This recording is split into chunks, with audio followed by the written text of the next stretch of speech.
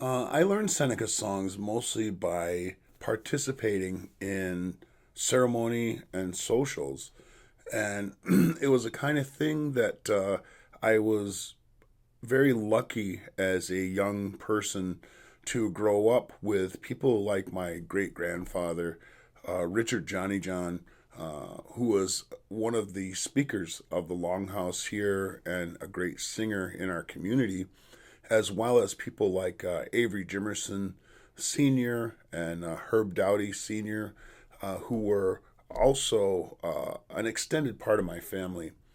And I was able to go to these events, and I had a real knack for learning songs. And I was able to sit out on the bench in the middle with the singers, the men singers, and shake a rattle at first as a young kid, and sing along with them the best I could. And they saw that I had a real interest, and I would do that every time. So they didn't discourage me from doing that. And one thing led to another, to the point where I was able to learn sets of social dance songs. And I did the best I could. And I would learn these songs, and I would get the opportunity to actually sing at a social. And it was interesting because I would sing, for instance, Herb's songs for a particular dance, and my gramps would hear that. Richard Johnny John would hear that, and he'd light up. I remember pigeon dance songs. I sang pigeon dance one time as a young guy, and I sang Herb songs, and they were the ones that were pretty popular. They were pretty common. A lot of singers were singing that set, and I sang that, and I was all glad. And I kind of looked at my gramps over there, and he was smiling away, watching. And it happened that later that week, he says, come over to my house. He says, I got something for you. And I went over there, and he handed me a cassette tape this time. Well, I was glad about that. I took the cassette tape back and listened to it, and it was more pigeon dance songs. And he says, these are my songs for that. And I was lucky because he gave me some extra songs that I didn't have. And the next time I got the opportunity to sing that, he was there, and I was watching him, and I sang the regular set that I had sung before. But when it got towards the end of it, I threw in 3 of his songs that were on his recording, and boy, you should see him light up.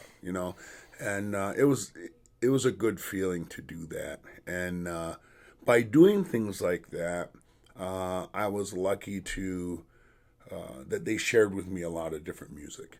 Mm-hmm. And I was the type that I could hear songs and be able to sing it pretty quick. If it was different from the regular songs, it didn't take me long to acquire it. I was able to spend time with Avery Jimerson, who was my mom's uncle, and so that would make him my great uncle. Mm-hmm. So I had gotten my first water drum, and it was funny because we're not Christians, but we celebrated Christmas, and we didn't go to church or anything, but my mom would give us gifts, at Christmas time, and all of our friends got that, so she didn't want us to feel left out, I guess, so she did that. But what she gave me that time was a water drum, and I was just a young kid.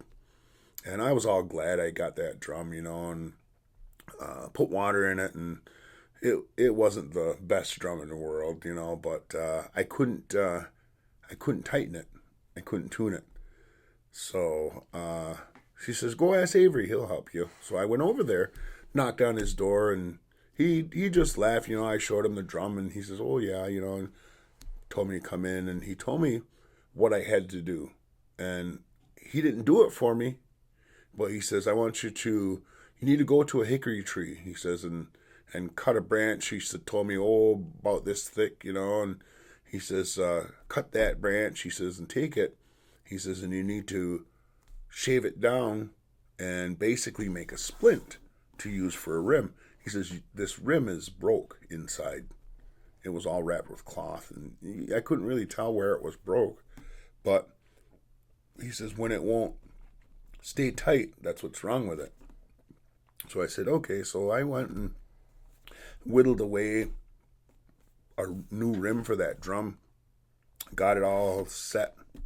He told me how to kind of fasten it together, and I got it all carved out, and I took it back to him, and he showed me how to notch it, and how to assemble it. And he says, wrap that with cloth, and then try it again. So I said, okay. So I did, and sure enough, I got it to ping pretty good. I had a pretty good sound for it, and I was able to, after that, make drum rims and able to tune them, which was really an important skill for being a singer. Mm-hmm. And it was nice because he told me how, but he didn't do it. Mm-hmm. And, he, as time went on, I would go there, and he would, show me different things. He'd bring out a drumstick. He'd say, hey, this is why this one sounds like this, check this one out, and it was like made a certain way. The ball on it was carved in a certain way and had a good sound to it. So he says, you need to make your own stick, however you like it. So I did. And, of course, I carved some pretty rough ones in the first place. But he was able to kind of help with that. And, he let me kind of struggle through it. I got all done. And then I was just finishing it up, and I was singing with it, and I'd go over there and we'd sing. So first thing I learned to sing with him was Old Moccasin Dance. And he says, he taught me some important things. And he said, when you sing, you need to sit up. Don't be slouching over. He says, sit up straight. You want to sit up straight, and you can have good air like that, he says, and sing loud, So I did. I paid attention to that. And at the time, I had some pretty big thick glasses on. I was very nearsighted. I'm very nearsighted. And I had these glasses on, and I'm drumming away, and I'm looking down like this at the drum, and, singing like that.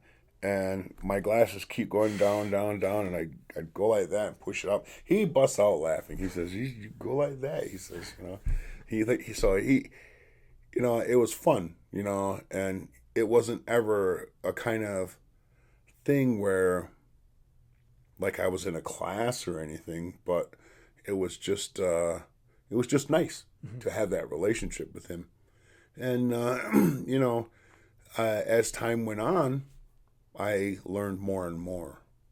So I went from singing that social dance stuff, and, I would go and do dance shows and dance performances with those guys. So Avery had his set crew that he went, and my Gramps had a different kind of bunch that he went with, and Herb would get shows once in a while, and I was lucky because I was in the middle. So I would go with all of them. You know what I mean? And it was nice. So I was traveling, and I was a real skinny guy, and just the young punk, and I danced real fast. So they like that, it's like showy. So I went and I was the speed guy for a little while, it was nice. And then it'd get to the point where they says, well, now you sing this. So we'd travel around a bit back in the day, and one of the things that was nice is they didn't turn the radio on, where somebody was always singing something. Mm-hmm. So that was good. Herb would sing this, and I'd take my drum with me, and next thing you know, I'd sing moccasin dance this time, or whatever. And it was always learned by doing, I guess.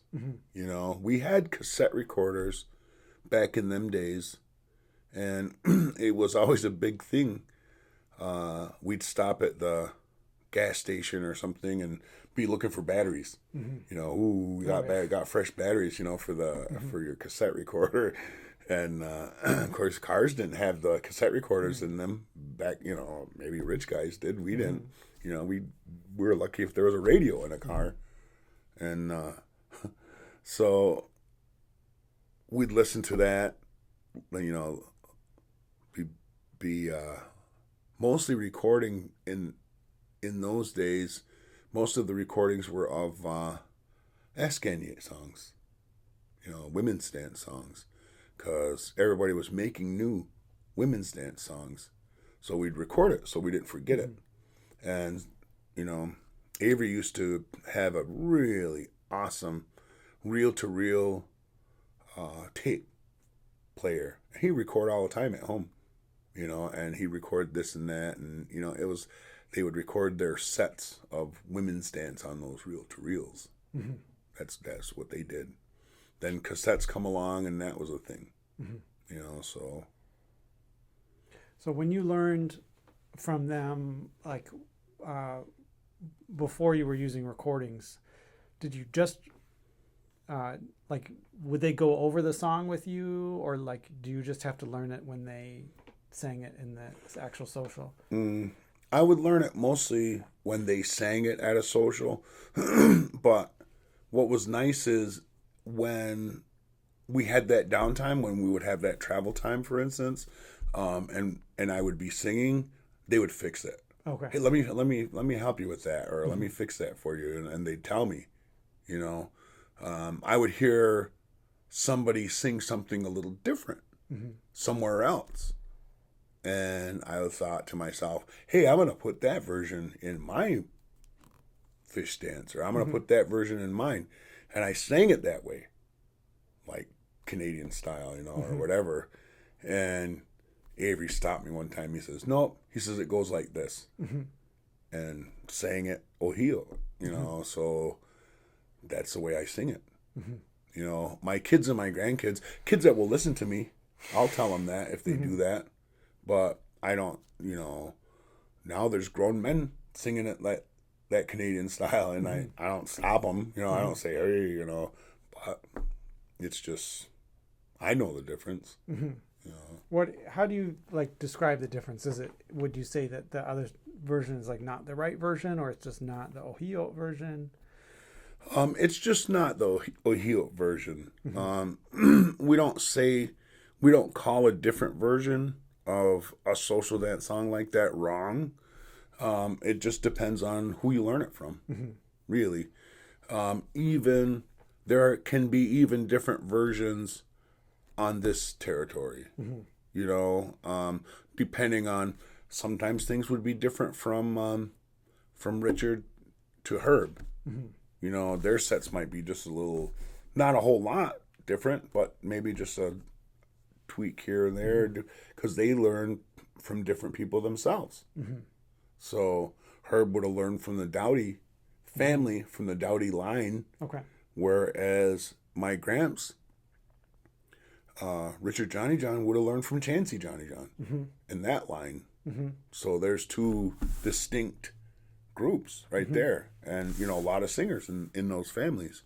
And there's a lot of singers, a lot of their great grandkids are singers now.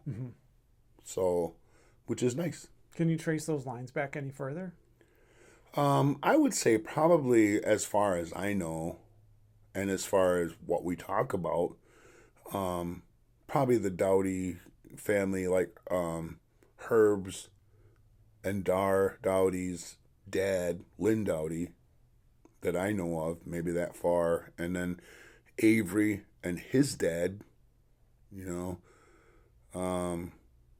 then of course, my Gramps, his dad was a singer, and then Chancey Johnny John. So, and it's interesting, how that went. So Chancy Johnny John was my great-grandfather's grandfather. So that's pretty far back. Mm-hmm. When would he have been? When were his times? Oh, like in the 30s, Uh-huh. 30s and 40s, 50s. I think he might have passed in the 50s, if I'm not mistaken. Okay. But it was pre-Kinzu Mm-hmm. that he passed. Mm-hmm. They were still living down the hallway. So would he have learned, like, would his teachers have been in the previous century? Definitely. Yeah. Definitely. Mm-hmm. Most definitely. So my great-grandfather, I think he was born in, I thought, like 1911 or something. Mm-hmm. Mm-hmm. Something like that. Mm-hmm. Maybe earlier. Mm-hmm. Mm-hmm. Yeah. Because that's one of the things I'm interested in, like when Eli Parker writes to Lewis Henry Morgan in 1840-ish, and Morgan wants to know how old the dances are, and he says, all I can tell you is they've been around as long as anybody can remember, and they've never changed. And so I'm thinking, how far back does that go when he's saying it? Mm-hmm. But then also, how long did he live, and how close can we get to your teachers and their teachers where that actually overlaps? Right. You can actually go back, and have a continuous line. Now I realize he's not from, Eli Parker was not from Ohio, but just in terms of the time period, Right. that you could, I'm sure that it goes back Still Seneca. that far. Yeah, right. Mm-hmm. And same songs and everything. Yeah. Mm-hmm. So when you were learning, did they like break the songs down into steps or parts, or did you always learn the song as a whole? How did that work? We learned not only the song as a whole, but we, in general, would have learned sets Mm-hmm. of it. And the majority, like kind of good rule of thumb with that Onöndowa'ga caught, those social dance stuff, is that there's an introduction song, in some cases maybe two intro Mm-hmm. songs, but at least one intro song, and then after that like for instance, if you sing Gayowa, if you sing Old Moccasin Dance or Corn Dance, you sing that first song first, and then after that you can sing whatever song you like. So whatever your order is, that's a general rule for that. But we get in a habit of having a specific order. Mm-hmm. So, and that makes it fun, I guess, because like I have a certain way or order of songs that I would sing for, I don't know, let's say Cherokee Stomp Dance, okay? So I have that order. That's the way I always sing it. So I've sang that song with a young guy from somewhere else, and his order was way different. So the way we did was, I said, okay, I'll start it, and then we'll switch off. So I sang the first one, he sings the second one, I go with the third one, he comes in with the fourth one, and it's way different order than mine. Mm-hmm. And he sings something that I would have sang in a different, and then trying to come back to it, I'm like, it messed up my order, So did your teachers give you a particular order to use, or just did they no, usually follow? They usually they didn't say, oh, it has to be like this, but they generally sang it that same way. Okay. All the time. So I got used to it that way. Mm-hmm. So that's the way I do it. So there was never like a part, like a children's version that was like broken down, made it easier for you to learn. You just kind of had to just do the whole thing. Yep. Yeah, as it really happened. Mm-hmm. When you learn a song, do you like how does the process work for you? How does it work in your memory? I guess, like, how do you kind of store it or remember it? I would say it depends on what music it is. Mm-hmm. With social dance music, it's pretty easy in that there's maybe, I would say in a long set, of songs. 20 songs would be a big set, really. But ceremony is different. You have hundreds, right? Hundreds, some of those ceremonies had 200 songs, and those ones have to be in an order. They have to, because they tell a story. So, like when you're learning, say, a new Allegany song that you hear at a sing or something like that, do you find yourself learning one part of it? Does one part of it kind of become clear in your mind before another part, or is there a process that you follow for taking that in? Usually, I would say for myself, usually the lead, of course, because there's a set lead for it, and then work your way to the middle of it, and then it repeats. So, but there should be a pattern to it, unless it's just gibberish. Because if it's not, then it's not really legit. Do you always learn, even when the words are vocables, they don't mean anything, do you always learn it with those words? Yeah, I would say, if I can hear it right. Because I found that interesting in trying to learn it, is that because my training is to just kind of focus on the pitches and the rhythms, and I had a really hard time learning the songs until I learned the words with it. If I learned the words, and I also found that the words, like they line up with, if certain vowel or whatever matches. If it's a long note, it might be a ya or something like that. So it's easier, if the word is ha, ji, ne, or something, the ha is long and the g is short, and ne, Right. So it's almost like the words are help you remember the song. It seemed like. Oh yeah. Almost felt like the words kind of told the story of the song, almost like they were like a description almost of the song. Right. So if you just had the words, you could almost come up with a song. That's kind of what I imagined. I don't know if that makes any sense. I don't know about that, because I think that one of the differences between that social dance music and I guess I could say Iroquois music in general is that it's pretty diverse in melody types. Whereas I think, I've heard, like, for instance, powwow stuff or even hand drum music, for instance, has a real common flow to it. And ours doesn't. It's more diverse, I think. Like, you would never do it like the slow it down and try it with somebody who was learning? Would you do the song at a slower pace? Maybe. Okay. Maybe, like in a practice, or even just like that, and then say the words. Okay. You know what I mean? Okay. Like if they were stuck? Yeah.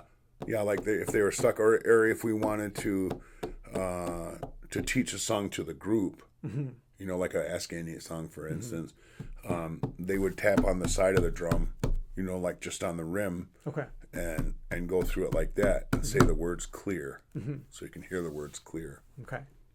And then you would you ever write anything down? Really not for social dance. I've never seen it. I never did it myself. But the only time that we have song sheets at all would be for ceremony songs, but it's not to teach the whole song. All we would write down is a part of the lead. And the reason for that is to refresh our memory on the order, just so that we keep the order straight, so we didn't leave songs out or whatever. But it doesn't do you any good if you never, where with some of those you had to sing in the dark. So what good is a sheet going to do you then? But if you're going to study it, you can have it, just notation of it, I guess. So, but it would just be the first few words, Mm-hmm. like of the lead Right. or portion of the lead, Right. just enough to remind you. Never any written No, music no, notation or no anything like that. music Yeah. notation. Yeah. How do you picture the songs in your mind? What is it like when you're trying to remember a song? Well, what they say about it is to use tobacco, for the ceremony stuff. And in order to have it stick in your mind, you have to sing that and study it in the early morning. So they say that just at sunup. And you can sing that and study it until noon. Once it gets noon, stop. And they said that the sun will take you on his path. So by stopping, just relax about it. Mm-hmm. Don't have it be what they say, gana, gana, sa ni going. Don't have it be heavy on your mind. Mm-hmm. It should be de gana. It should not be heavy on your mind. Mm-hmm. Okay, so take it till noon and then put it away. Mm-hmm.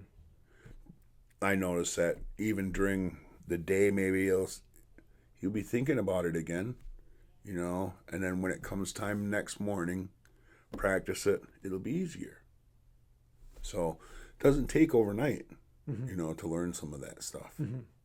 So, and then like with myself, I close my eyes when I'm studying like that or when I'm singing that stuff, and it was almost like I could see it, use that, and I could see it. Okay, so here's the first song, it's coming towards me, and I could see it like a person. Mm-hmm.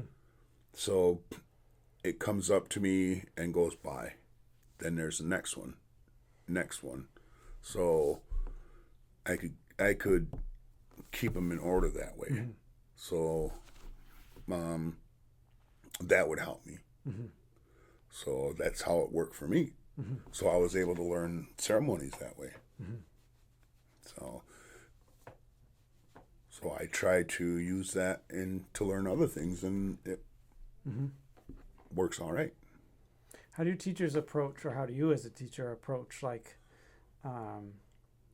guess like discipline and motivation for students? Like, was it emphasis on encouragement, or you get corrected a lot? What was the kind of the attitude about that? I guess it depends on the person, and it depends on what they're doing. I guess we're taught to be respectful of it and not be making fun of it, like kidding around with it or whatever, even social dance stuff, and you know how it is, like certain people, you can correct them. And there's certain people that I would never correct. They would always say, it's more about gaijounim. It's more about encouragement. I would encourage them and praise them before anything else. Mm-hmm. You would never say, oh, you're singing that wrong, knock it off. There's none of that, but it was interesting. Like I said, I guess they thought that I wasn't the type that I would get mad because they would set me straight. Mm-hmm. So, and I'm glad they did, and I can remember it. Mm-hmm. It was made it easy. Mm-hmm.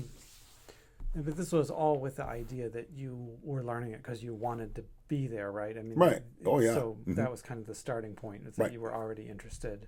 Mm-hmm. And, you was nobody being made to learn it in school or anything like that. Right. Yeah. Right. Yeah. Okay. Anything else you want to say about teachers or oral tradition? I guess the main theme of it was that I was able to learn by doing it more than anything. It wasn't about, I was learning and it didn't even seem like it. You know what I mean? It was a kind of situation where it was what I wanted to be doing and it was fun, you know, and those guys were never like, oh, I'm the teacher and you're the student. It was never a relationship like that. If anything, those guys, including my great-grandfather, were more like my buddies than anything else. And I think that they must have thought it was cool that I was this young guy wanting to spend time with them and learn that. You know, I would go out of my way after that to ask them things or seek them out for, oh, what about this? Or, you know, I would say, you know, I got to sing this, you know, or this is coming up, you know, how does this go? And if I was specific about it, they were specific about their answers. If it was right or it goes like, no, it goes like this, you know. A funny thing. And, you know, they kind of laugh. My gramps would laugh at me and Avery would laugh at. I would sometimes use an index card and I would write sounds down so that I could, or words, you know, or leads to a song so that I could remember it. And it happened that during certain events, these guys would remember songs too, you know, and maybe they'd remember one from way back in the day, you know, and they didn't always sing it. But on that particular time, they brought it out. And it was a good song. So I would go right over there. And I'd say, how did that go? And they'd see me doing that. They'd just laugh. They'd tell me, but they'd just laugh, you know, and I'd jot it down best I could, you know. And next time that event came up, I'd sing that one. And they were like, oh, you got it, you know. So they because I did things like that and paid attention like that, it was a good relationship that way. You know, but I mean, like my gramps, you know, and Herb and those guys, you know, we'd talk about a serious ceremony and then turn around and be talking about the Bills game, you know, and it was just nice. You know, they were my friends. So I try to be like that too. You know, I try not to be hard on anybody or, you know, have that kind of thing. If somebody's watching this or reading through the website and they say don't live on territory, but they want to learn the Seneca and they want to learn the songs, like what do you think would be a good, like appropriate way for them to go about that? I would say just to, I guess the only way would be to, through programs like this, as well as maybe through recordings, you know, is the only thing. Seek out an opportunity. Having an opportunity with a live teacher is, of course, the best way, you know. I don't know how much opportunity they're going to have to sing if they're, you know, depending on where they're at. Yeah, so do you think it's worth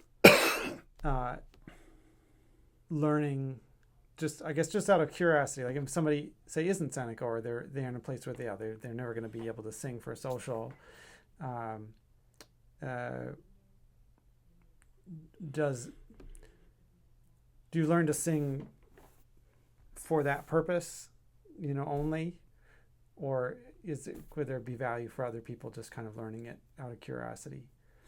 I think maybe there could be value in learning it for a therapeutic way for themselves or for others, you know, to use like that. I don't know. I never thought of that. Mm-hmm.